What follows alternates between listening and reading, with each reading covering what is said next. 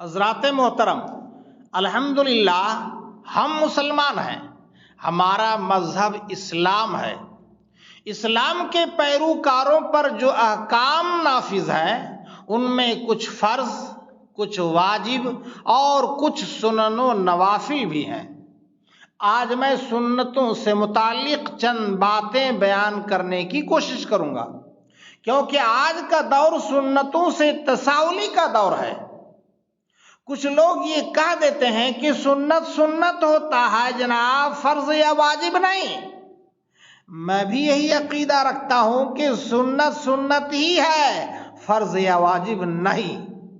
مگر یہ یاد رکھیں کہ کچھ سنتیں ایسی ہیں جن کی ادائیگی پر جنت کی خوشخبری ہے، اور کم تر سمجھ کر چھوڑ دینے پر گناہ بھی ہے۔ سنت وہ عظیم نعمت ہے جس کا تذکرہ احادیث مبارکہ میں جگہ جگہ ملتا ہے۔ صحیح حدیث میں سنن و نوافل کی بڑی فضیلت بیان کی گئی ہے، اور خاص طور پر نبی کریم صلی اللہ تعالی علیہ وسلم نے سنت مؤکدہ کی بہت زیادہ ترغیب بھی دلائی ہے۔ اس سلسلے میں چند احادیث خاص طور پر قابل ذکر ہیں، جیسا کہ مسلم شریف اور ابو داؤد شریف وغیرہ میں ہے۔ ام المومنین حضرت عائشہ صدیقہ طیبہ طاہرہ رضی اللہ تعالیٰ عنہ بیان فرماتی ہیں کہ نبی کریم صلی اللہ تعالیٰ علیہ وسلم ظہر سے پہلے 4 اور بعد میں 2 رکعت پڑھتے، اور مغرب کے بعد 2، عشاء کے بعد 2 اور فجر سے پہلے 2 رکعات پڑھتے تھے۔ سنن نسائی شریف حدیث نمبر 1795 اور 1796 میں حضرت عائشہ صدیقہ رضی اللہ تعالیٰ عنہ سے، اور سنن نسائی ہی میں حدیث نمبر 1797، 1798، 1799 اور 1802 میں حضرت ام حبیبہ رضی اللہ تعالیٰ عنہ سے روایت ہے۔ رسول اللہ صلی اللہ تعالیٰ علیہ وسلم نے فرمایا، 12 رکعات ایسی ہیں کہ جو شخص انہیں پابندی سے پڑھے گا اللہ تعالیٰ اس کے لیے جنت میں گھر بنا دے گا۔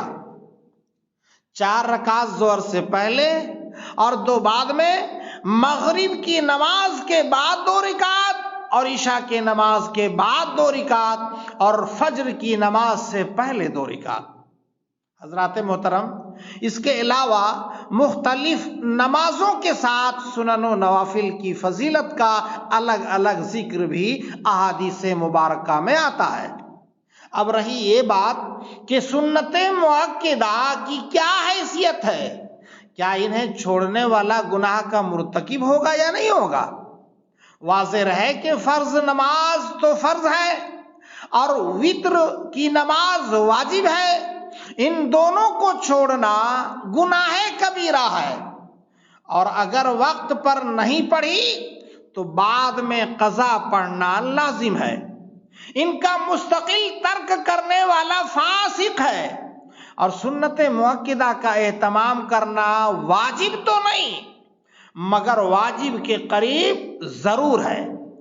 بلا کسی عذر کے سنت مؤکدہ کا ترک بھی جائز نہیں، یعنی بلا کسی عذر کے سنت مؤکدہ کا ترک کرنا باعث گناہ ہے۔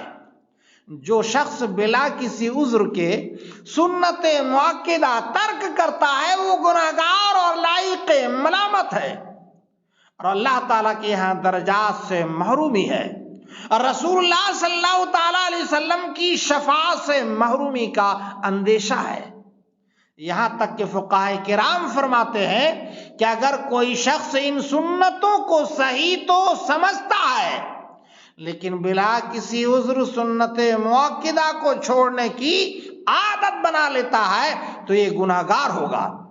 لیکن اگر کوئی شخص ان سنتوں کو حق نہ سمجھتے ہوئے چھوڑ